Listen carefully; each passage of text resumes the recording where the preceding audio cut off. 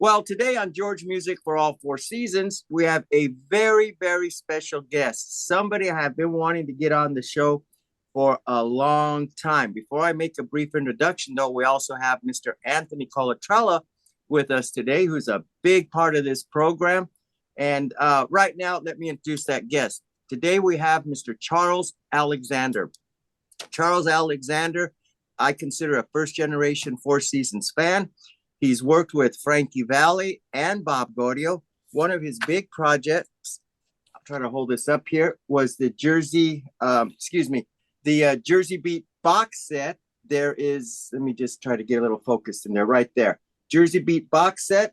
There is a book that came with this box set, very thick book, plenty of interviews and write-ups that Charles was responsible for putting together, and he did such a great job. I mean, it's interview after interview with celebrities and fans. One more project, which he was involved with several, was the Audio with a G 2-album CD set of most of Bob Gaudio's music that was recorded by other artists, Temptations, Diana Ross, Four Seasons. In an interview, Bob Gaudio was being praised for this 2 CD set. Bob Gaudio politely stopped and said, well, I'm going to be honest with you here. You have to give the credit to Charles Alexander because he is the one that put the 2 CD set together. And he also wrote the liner notes. Anyway, Mr. Alexander was an editor for Time Magazine. Great article that he wrote up on Frankie Valli and Bob Gaudio on their partnership. He's going to share that with us. Many other stories. Right now, let me turn it over to Anthony. Take it away, Anthony. Okay, thanks, George. Well, just from a personal point of view, I first became aware of the name Charles Alexander in a medical library. In a hospital in Pittsburgh where I was doing some medical research. This is when you actually had to go to a library and read books to obtain information. So, you know, it was a while ago. But I sort of took a break from my medical research and I was casually thumbing through a Time magazine, the latest edition. And I came across this article and I saw the names Frankie Valli and Bob Gaudio. Being a big Four Seasons fan, I said, well, let me read this article. And of course, it was the now famous article that Charles wrote about the handshake contract. So Charles is here. He's going to tell us how a senior business editor for Time Magazine became the official forward specialist for the Four Seasons. Okay, Charles, you can take it away. Thank you, George and Tony, for that great introduction. George said he wanted me to start at the beginning, so it starts when I was 12 years old, and I was a Four Seasons fan instantly when Sherry came out with her red dress on. And the problem was I was growing up in a tiny town in rural Tennessee. So I became very jealous of people like you, Tony, and David Case, who were Jersey boys who got to see the original Four Seasons all the time. They didn't come to Tennessee much. I never got to see Nick Massey. I finally first saw them in 1967, and by that time, of course, Joe Long was a much beloved member of the group.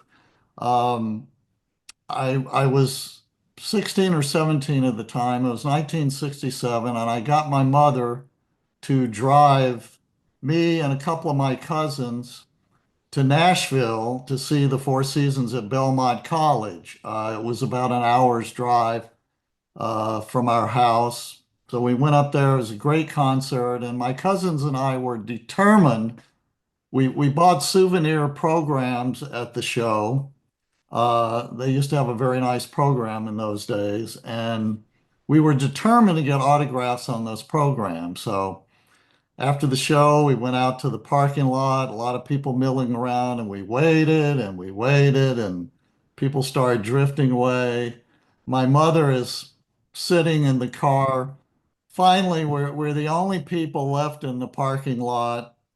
My mother's sitting in the only car left in the parking lot, but we're just determined. And finally, Bob and Frankie walk out, and I don't know where Joe and Tommy were. They must have left by a different exit. But anyway, Bob and Frankie came out. We ran up and thrust our programs in their face. They didn't say one word. They just signed and left one word. So that was my first meeting with Frankie Valli and Bob Gaudio. Didn't exchange a word, but we were thrilled to get those autographs. I had no idea that I would someday get to know these characters. Anyway, that was it for the first time.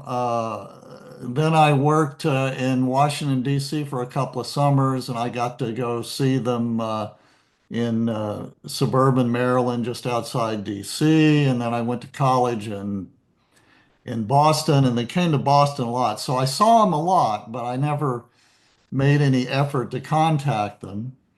Then I went back to Tennessee for a while after graduating from college, and Four Seasons came to the Grand Ole Opry House and performed there. That was a real thrill. It was the last time I saw Joe Long with them. And then I decided to go, my wife and I decided to go to graduate school in New York. I went to Columbia Journalism School. That was when I got into journalism. That was 1976. And so I started thinking, well, I'm in journalism school now. Maybe they'd be interested in meeting me. So they had, they'd had these huge hits in the mid 70s, as you know, and they were headlining a concert with at Madison Square Garden. The opening act was KC and the Sunshine Band, and the crowd went wild for KC and Sunshine Band. I said, well, gee, are the Four Seasons going to be upstaged by the KC and the Sunshine Band? No, when the Four Seasons came out, the place just erupted. It was an incredible concert. Really? Yeah, yeah. But before the concert, I didn't have a great seat. I was up in like kind of a mid-level section. But I said, maybe these guys would like to meet me. I wrote this long letter about how I was in journalism school and I'd love to write about the Four Seasons. And I typed it up and put it in an envelope. And I went down before the concert. I went down right to the front. There's sort of a barrier that not doesn't let you really get to the stage, but you're pretty close. And I'm sitting there waiting. I'm hoping that there'll be some stagehand setting up a guitar or something, and that I could hand the letter to him and ask him to give it to Frankie. Um, but I made the mistake of there was a security guard in front of the stage, and I made the mistake of kind of saying something to the security guard, and he says, "Oh, well, where's your ticket?" I said, "Well, he says, "Get back to your seat." So So my plan is foiled, but I decided as I walked away, I sailed the letter onto the stage, hoping that somebody would pick it up and give it to Frankie. Well, obviously that did not work. Uh, so uh, so that was that. Then after that, I went to the in 1977, I saw two of the Frankie Valli and Four Seasons farewell concerts at Radio City Music Hall. Looking back on that, that's kind of funny that there was a farewell uh, concert of Frankie Valli and the Four Seasons. But of course, and they were going to split up. Yeah, they That did. was the plan. And they did split up for a while. And I didn't see uh, the Frankie Valli solo concert in Central Park. My wife and I did see a Frankie Valli's solo concert at Belmont Park. Um, and I got the Reunited Live album when it came out in 1980. But then I just got wrapped up in my work at Time Magazine, and I just sort of didn't think about the Four Seasons much anymore. They just weren't at the forefront. I didn't even think about them. When the Street Fighter album came out, I didn't even know it. I didn't even know there was a new album out by the Four Seasons. And here I was a huge fan, and I didn't even know this album had come out. But I'm walking down the street in Midtown Manhattan one day, and I see this bus, and the bus has an ad on the side of it. Meadowlands, Frankie Valli and the Four Seasons, and gave the date. I said, wow, this is a big concert. It was going to be, Frankie was the headliner, and then it was the Spinners, the Righteous Brothers, and Tommy James and the Shondells. Yeah. Wow, what So a show. I said, okay, I got to go see this. And by that time, I had been promoted to business editor at Time, so I could say I was an editor at Time. So I said, you know, I was kind of shameless about it. Said, you know, maybe I can use my position to meet my heroes, Frankie Valli and Bob Gaudio. Of course, I was not the music editor, never written a music article. I was not even the arts editor. I was the business editor.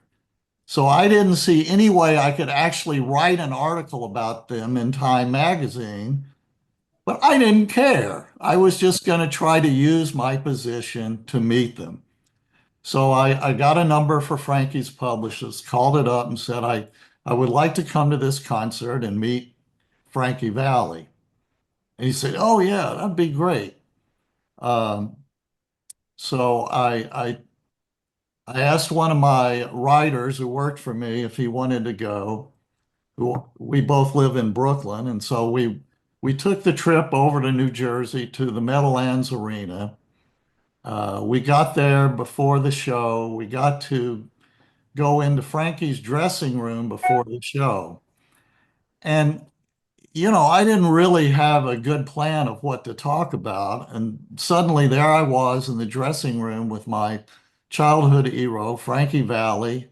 And, you know, I'm sure we exchanged a few pleasantries, but I really didn't know what to say to him. I didn't have an interview plan, and basically he didn't have much to say. Right. And I just kind of sat there with the publicist. Frankie seemed very nervous. Believe it or not, he'd been doing these shows for many years, but he seemed tense before the show. There was this long rack of suits, jackets that he had to choose from. There must have been 30 different jacket choices. And he sort of walked up and down, kind of looking, trying to figure out which one of these things he wanted to wear, hardly saying a word. And then finally he left, and the publicist said, "Well, you know, he's not very talkative before a show, and he's a little nervous. Come back here after the show, and maybe things will be better." Of course, the show was great, four acts. At the end, the Spinners came out with the Four Seasons, and they sang "Working My Way Back to You" as a big. Oh, Because you wow. remember the Spinners had a big hit with Yes. "Working My Way Back to You" Yeah, in a huge. medley with "Forgive Me, Girl." Right. So it was a great show, but by that time it gotten very late. So I did go. My friend and I did go back to the dressing room after the show, and Frankie was totally different. He was very friendly. He had his new wife, Randy, on his arm, Uh, and she was smiling, and he was smiling, and he said, "Come to the party, come to the party." But it was very late. My friend and I oh, had to get back to Brooklyn. You know, we had to go work at the magazine the next day, so we kind of didn't go to the party. So I didn't really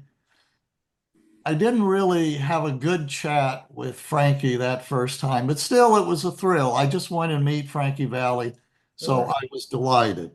So that sure. so that was that.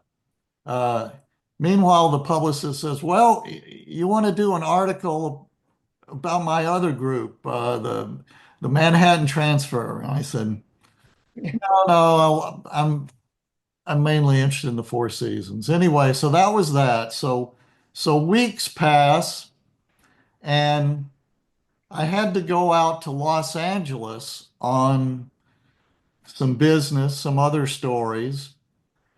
And I said to myself, well, Bob Gaudio lives in Los Angeles at the time, so I'll see if I can meet Bob Gaudio, using this same, I'm an editor at Time Magazine. Sure. Uh, Why not? yeah. So I go out to Los Angeles. I do my business. It's a sun. I I find out that Bob has agreed to see me at his house on Sunday. So Wow. I drive up to his house. He lives in Coldwater Canyon, which is George knows is one of those fancy neighborhoods in the hills above Beverly Hills. Very, very. Yeah, kind of not far from Laurel Canyon, which is Yeah, that famous place where all the musicians live. correct. So I drive up there. It's a Sunday morning, maybe about 10 a.m. Very nice house. I knock on the door. Um, and believe me, I had kind of lost touch with the Four Seasons. I didn't know whether Bob was still married, what the deal was. I didn't really know anything about his personal life, except I did know he lived in Los Angeles. So I knock on the door. Beautiful young woman answers. She says, "Hi, I'm Judy Gaudio, and come on in. We're expecting you." So she's very nice. She gives me some tea and a pastry. She asked me if I want coffee, and I say, "Well, I don't drink coffee." She says, "Tea." She's very nice and sit down. And she says, Bob will be ready in a few minutes. So I sit there, and I must have waited about 10 or 15 minutes. And pretty soon, my hero, Bob Gaudio, comes out in his bathrobe and slipper. Very informal, he's not very uptight Oh about the my meeting God. with a Time magazine editor. He's pretty informal. He sits down, and one of the first things I asked him is, because I've always paid attention to the credits on the records and who wrote the songs and so forth. Always been very interested in that. So I asked him, I said, was that Judy had gone into the kitchen to put around and left me with Bob. And I said to him, "Is that Judy Parker?" Yeah. And immediately that established my credibility with him, because, I knew that Judy Parker had written all those great songs with him, those two albums. And Yes. and so he called out, "Hey, Judy." He asked if you're Judy Parker. So it really established my credibility with him, that I knew a lot about the Four Seasons. So Brilliant. we had a long talk. I won't go into everything we talked about. But at one point, and all the time I'm thinking, this is a great interview, but I'm just shamelessly meeting my friend. I can't write anything about this. It's been 8 years since the Four Seasons, since Frankie Valli had his last hit. There's nothing to write about, but I'm having fun during this interview. But then he starts talking about his partnership with Frankie, and I said, "Yeah, I've heard you have this partnership, but that's just Four Seasons stuff, right?" He says, "No, no, we're partners on everything. If he has a guest spot on Miami Vice, uh, I get half that money. Um, Wow. he's doing all these concerts. I'm a partner in that. I get half the money from his concerts. And whenever I produce an album for Neil Diamond, he gets half that money. He says, right now I'm finishing up producing the soundtrack of the movie Little Shop of Horrors. And Frankie gets half of that money. So then wheels start turning in my head. I'm thinking, wow, this is an interesting business story. It's a There it is. There it is. two guys are partners in everything they do. This is unusual, and they've kept this partnership. So I started talking. I said, "Man, I think this could be a good story for Time Magazine." So then it really gets good, and so we kind of finished talking. He says, "Hey, I got to go down to the studio, but you wanna go with me?" I say, "Sure." So he goes and he gets dressed, and we uh, we get in his. He has a Porsche, and we drive in his car down to the studio. Um, the one thing I remember about our conversation in the car, he says, "You know, I don't think this is the end of the Four Seasons. I mean, Frankie is too exceptional. I mean, he's got this fantastic voice. No one can sing like him. He's got this range. He's just very special. I really feel like there's something else coming in the future. And we're going to work on that. He's going to be back. Something's going to happen." Um, so I'm thinking, I hope so. So we go to the studio. I watch Gaudio at work. I meet Anthony D'Amico, who Sounded worked with Bob on the Street Fighter album, and open wood. one time was married to his daughter Lisa. Oh, Oh, I met him. I met his assistant Bob Sobo. So I made wow. some good contacts. It was fun watching him work. So so that was that. So now I think I've got a story, but I need a real interview with Frankie. Now that I know what the story is going to be about, I need an interview with Frankie. So I get back to New York. I call up the publicist and say, I need an interview with Frankie. So the guy says, okay. So then I plunge back into my work. I'm very busy. It's a tough job. Weeks pass. I don't hear anything. Um, and I'm just sort of waiting for somebody to call me, but I'm focused on my work, not really thinking about this article. One day I'm sitting at my desk and the phone rings. I picked it up. It's Bob Gaudio. And he says, "Hey, what about this article you were supposed to write?" I said, "Well, Bob, yeah, I think it's going to be a good story, but I need an interview with Frankie. They haven't called me back. I asked for an interview with Frankie." He said, "Okay." So put down the phone. 5 minutes later, the phone rings again.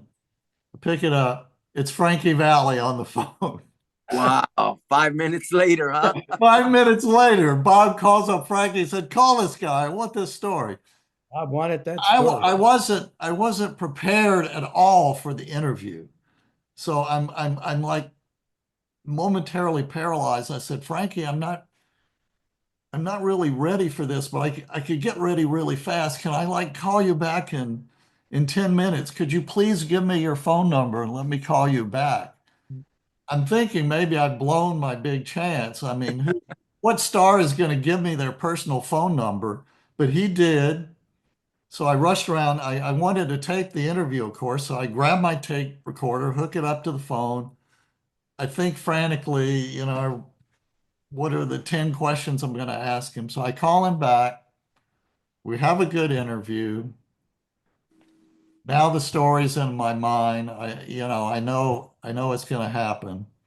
It still takes a while. I have to arrange. At that time, Frankie was living in Fort Lee, New Jersey, had an apartment there, and Gaudio was in LA. So I had to wait until they were together and arrange a photo because I had to get a current photo of them. Uh, so it was finally arranged. The article came out. Uh, I didn't hear any more from Frankie, but Bob called me and told me how happy he was with the article. And then we kept in touch. By the way, later on, he joked to some people in my presence. He said, "Yeah, I thought I was going to get the cover of Time, but I ended up with a story in the business section." Charles, if I may add, now this article came out in 86. Was it 85 or 86? No, 87. Oh, I 87. did I'm the sorry. interviews in 86. 86, but by the Okay. time it came out, it didn't come out till May 87. Okay. It And it took a was a full while to page get it. article too, right? Yeah, it was a full page Full page article. article. Yeah. The headline was "A Handshake for All Seasons." Yes. Uh, and I was thrilled to have it in there. Bob liked it. And after that, we sort of kept in touch. One time we had drinks together at the hotel he was staying at in New York. At that time, it's called the Riga Royale. Now it's the Hilton Conrad Midtown. Oh, nice. One time, I happened to tell him I was going to be in Nashville, and he said, "Well, I've gotten Neil Diamond to come down to Nashville to record an album called Tennessee Moon. So come by the recording session." So I got to sit in on a Neil Diamond recording session in Nashville. Oh, how interesting is that? Yeah, it's a Wow. funny story about that. I go to the studio and I say hello to Bob, and I talk a while to one of Bob's agents, and we're sitting there talking, and pretty soon this guy comes in. He has glasses on, his hair is kind of a mess, really kind of scruffy looking, and he comes up and starts talking to us. And after about 30 seconds, I realize this scruffy looking guy is Neil It Diamond. was Neil Diamond. Yeah, he doesn't have his hair done up in the pompadour and Yeah. all makeup on, but it's Neil Diamond. So I meet Neil Diamond. Chet Atkins, the great guitarist, was in that session, so I saw him. Oh, Anyway, that was a interesting. thrill. Oh God, yes, That yes. was a thrill. A So, real so thrill. Bob and I kept in touch over the years, and he tells me about writing the music for the play. Peggy Sue got married and going to London, so I'm aware of that. Unfortunately, I didn't get to that play. I would have gone to London to see it, but I didn't get to it. It closed early 2 weeks. because it opened before 9/11, and Right. after 9/11, tourism travel went way down. People were afraid to fly, and so And this is the early 2000s now, right? yeah, this is Yeah. the early 2000. 2000s. Yeah. Now, somewhere during this period, Bob tells me, I think there ought to be a play about the Four Seasons. I'm trying to mount a play. Actually, at the time, he thought it would be like Mia and just have the Four Seasons music. But as I later wrote in an intro to the Jersey Boys book, Yes, I, that's right. I, I thought he was nuts. I mean, I didn't think there would ever be a play about the Four Seasons. Of Wow, course, I didn't know. He never told me. I mean, when I was writing this article for Time, he told me that they got greatly into debt and they got $2 million into debt, and it was a real crisis. Oh, But, wow. but he didn't really give me the background of how it was Tommy's gambling debts. I didn't really know this dramatic story of the Four Seasons growing up. I didn't know that you did. that Tommy and Nick had spent time in jail. I didn't know any of this stuff. So Yeah, I none of didn't it. I didn't see how there could be a play about the Four Seasons or even using Four Seasons music. Because even though it appeared in a lot of movies, it was not exactly, they were not hit makers at this time. So I thought it was a pipe dream on Bob Gaudio's part, but I probably said, sure, great idea, Bob. So anyway, then I went through another period where I didn't think much about the Four Seasons. I did get one little article about Neil Diamond's tour of Australia into Time magazine, so I appreciated that. And I retired from Time magazine in 2001, Oh, okay. because AOL bought the company, and all of us senior people, they paid us a lot of money to go away. So I got this great deal to leave Time, so I left. Good for you. But I was still, doing freelance stuff for Time. Uh, but I kind of not thinking a lot about the Four Seasons. But then I see, my God, I see this press release. There is going to be a play about the Four Seasons. This is wild. It's going to be called Jersey Boys. Um, uh, and it's going to be at the La Jolla Playhouse. By the way, George, did you get down to see it at La Jolla? One time. Well, that's pretty good. That's Yes. better than most Jersey Boys fans can say. Yep. Yep. One I time. say, can this really happen? I mean, I can't believe anybody can really sing like Frankie Valli. So this this could close in a week. I'm going to get there the first week. I want to see this play no matter how long it lasts. And uh, for some reason, I had a conflict. I couldn't get tickets for the first night, Oh, but I got tickets for the second night. I got tickets for 3 times in the first week. My wife is not a Four Seasons fan. She tolerates them. But I asked my wife, well, you're going to want to go to La Jolla, California? She said, sure. Who turns down a trip to La Jolla, California? yeah. So so we went out there. Um, I called up Bob and I said, hey, by the way, I looked at who was involved in the play and I said, maybe, just maybe, this is going to work because it's directed by Des McAnuff, who directed The Who's Tommy on Broadway. And also one of the writers is Marshall Brickman, who wrote a couple of movies with Woody Allen, including Annie Hall, and got an Academy Award for it. So, maybe there's something here, but I still want to see the first week in case it closes immediately. So we Yeah. went out there. Um, the For some reason, my wife didn't want to sit on the front row with me, so she swapped seats with somebody. She didn't want to be that close. So I'm sitting on the front row, and of course, I'm just blown away. I mean, this is more amazing than anything in my imagination. And my wife is blown away. At intermission, she comes up to me and she says, Charles, this is going to be on Broadway. This is great. Wow. This is my wife who doesn't even like the Four Seasons, Yeah. Yeah. but she thinks it's a great play. So, by the way, as I wrote later in the intro to that Jersey Boys book, uh, she didn't go with me the first night. She went with me the second night.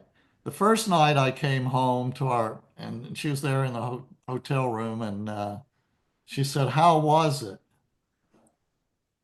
And for a while, I was just speechless. And I finally said, it was a religious experience. Wow. And it was a religious experience. So anyway, so she kind of gets curious, and the next night she's with me, and during intermission she says, "This is great. This is going to be on Broadway." And I've been married to this woman for decades, and she's never shown much interest. I mean, she's seen the Four Seasons. She saw them at the Grand Ole Opry House. She acknowledges them. They're a popular group, but and actually she had bought their first album, and the Sherry album in my collection had been bought by my wife, but Ah, that was it. She liked Sherry, but she didn't like, all the other old songs on that first album. Uh, and so she just kind of dropped them and became a Beatles fan. But anyway, after seeing this show, she's like asking me all kinds of questions, like, well, what happened to Nick, and Yeah. what happened to Joe Long, and when she just asked me a million questions. Suddenly, she's excited about the Four Seasons. That's the magic of that play. yes, yes, So, definitely. oh, by the way, you know, so we saw Jersey Boys before Bob and Frankie did. Oh, Bob was when I told Bob that I was going out to see it, he said, "Okay, after you see it, call me back. I want to know what you think. oh, Know okay. what a fan is going to think of this." And one of the reasons he wasn't out there in the beginning, there were two reasons. He was having back problems. He had recently had a back operation, so Hmm. he was recuperating from that. And also, he didn't want to mess with it at the outset. He knew he had a good creative team, Des McAnuff and Rick Ellis and Marshall Brickman. He knew he had a good team, so he wanted to let them do their thing, and then he would see it. So he and Frankie purposely waited until opening night at La Jolla. We went for what's called previews, as you know, and there was an official opening night later where Bob and Frankie were there. And so I'm talking to Bob about, I come back and I talk to him about what I think of the play, and before he's even seen it. And I said, Bob, it's great. It's great. Don't change a thing. It's fantastic. It's wonderful. Don't change a thing. Of course, they did change some things, Oh, as you okay. know, George, and they made it even Yeah, better. They refined it, yeah. but the basic play was there. Um, one thing, as you know, that Bob and Frankie did insist on, well, you've got to at least mention Joe Long and Charlie Colello in the play. You can't leave them out entirely because they weren't mentioned in La Jolla. But Mm-mm, no. so anyway, my good friend Frank Ravello, who unfortunately passed away Yeah. uh, a few years ago, he had this website that you may remember, Genuine Imitation Life Gazette website.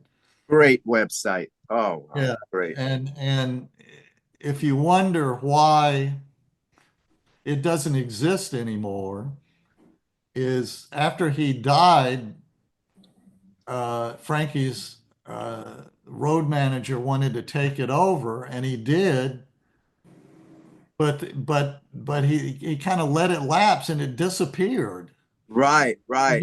He didn't pay for it in a timely manner, and the web administrator just took it down. So all that great stuff disappeared. But anyway, it was a shame. But so Frank I- says, I want you to write a review of Jersey Boys on my website. So I did.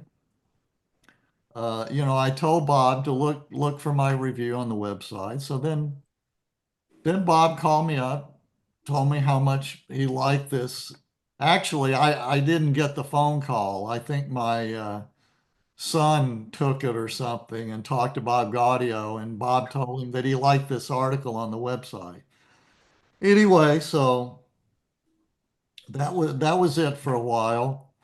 And then I get this email from Bob Gaudio. He says he's going to be in New York, and he and Judy would like to invite my wife and I to dinner in New York. So I'm thinking, wow, this is cool. Yes. But I write back to him. I say, Bob, um, there's one condition. You're gonna have to let me pay for this dinner because I still write occasionally for Time, and I want to write an article in Time about Jersey Boys. So if I'm writing about Jersey Boys, I can't accept freebies A conflict from of you. So you got to let me pay for this dinner. So he says, okay, if you want to pay for it, where are we going to have dinner? And so I say, well, about the Four Seasons. I know, yeah, I know it sounds corny, but wouldn't it be appropriate if we just have it at the Four Four Seasons? Seasons. And he says, okay, that's your journalistic ethics are going to cost you a lot of money, but Four Journalistic Seasons ethics. is great. They have the Love it. best Dover. They have the best Dover sole this side of London. So yeah, let's do it at the Four Seasons. Definitely couldn't be a politician. Yeah. So all right. So Kathy and I go and meet. We have dinner with Bob and Judy at the Four Seasons. It's a great discussion. Oh, that is so neat. Wow. Finally, he gets to the point of the dinner. Bob always has a purpose in anything he does. He doesn't waste any time or any money. He always has a purpose.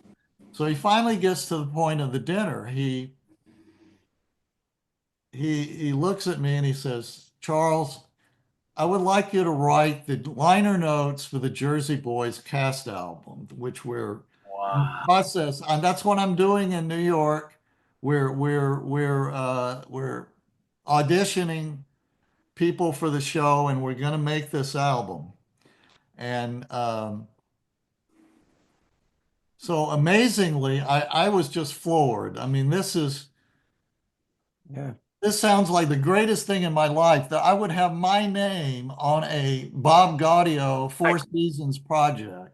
I can't even imagine. Yeah, I Wow. mean, it Oh, geez. just blew me away. But now here's what's going to really surprise you. I didn't feel that I could say yes. So I didn't say yes because I said, Bob, this puts me in kind of a dilemma because I was thinking I was going to write With you. Yeah. an article in Time magazine, and I don't think I can be both part of your team writing liner Oh, notes and writing for Time magazine. Because if you write for Time magazine, you're supposed to be an independent journalist. You're not a publicist for Bob Gaudio writing for Time magazine. So I don't think I could do both.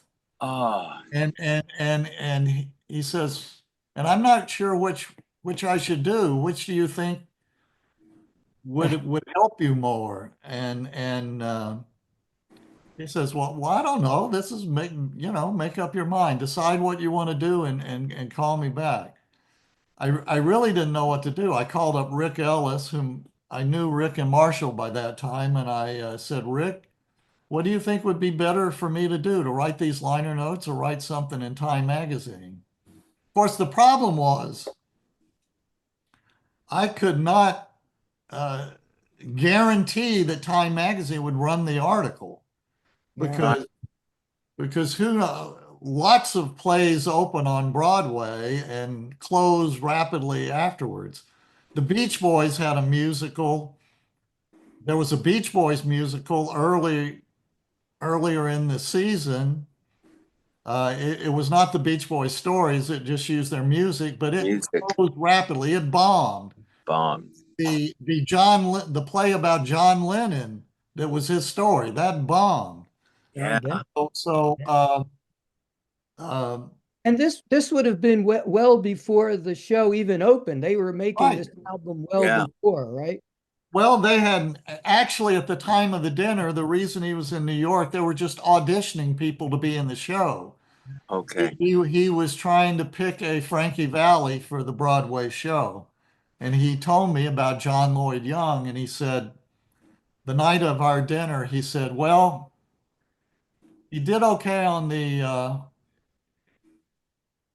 he did okay on Can't Take My Eyes Off You, but I've got to see him again if he can do the falsetto. So he wasn't sure about John Lloyd Young at that dinner.